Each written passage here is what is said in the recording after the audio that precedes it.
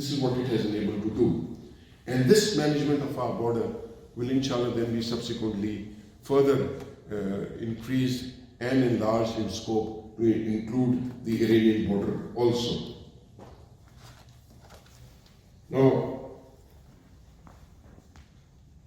as far as Pakistan military is concerned, as I said, having made these sacrifices, it stands ready to protect and defend the sovereignty and territorial integrity of Pakistan against any external threat.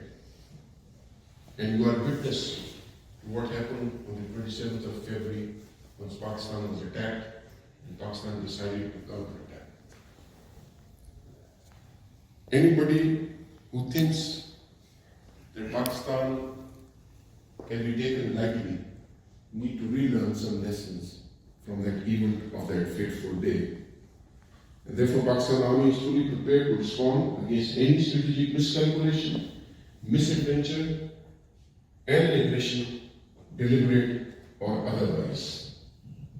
I would now like to shed some light on the Kashmir dispute, because that I think is very fundamental to what is happening. Kashmir is the core dispute in South Asia. The heart to the Kashmir belongs to the heart of Pakistan. Kashmir is Pakistan and Pakistan is Kashmir.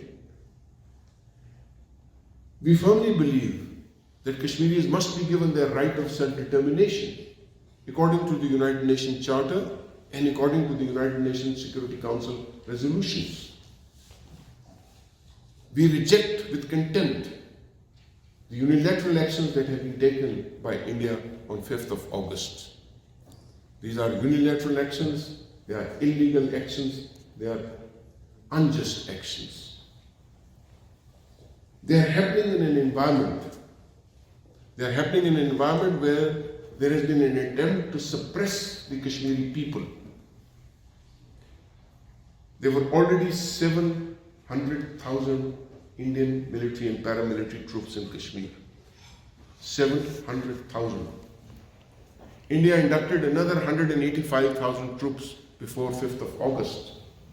So there are now close to 1 million Indian troops in the valley. And the valley itself is 8 million, although whole of Kashmir is about 12 million. So for about 8 million people, of whom there are about 4 million children, that leaves out 4 million adults. For 4 million adults, in order to suppress them, there are 1 million Indian soldiers. This is the highest ratio of troops to civilian anywhere in the world. Kashmir literally has been turned into a prison.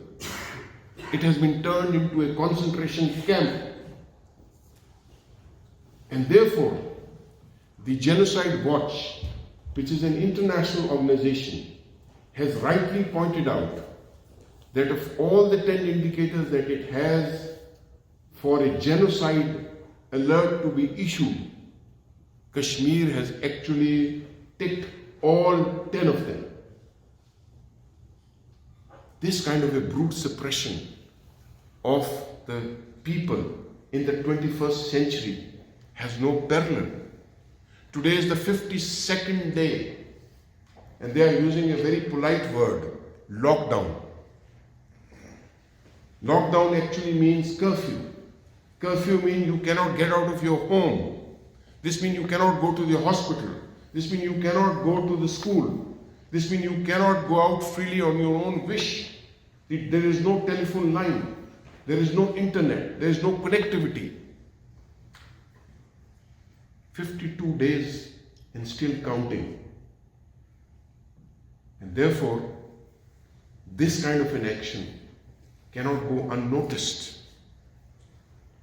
And you have seen that for the first time, there are voices now, real voices in the world, which are beginning to question this facade, the veneer that the Indians had put up, because they had an image of Gandhi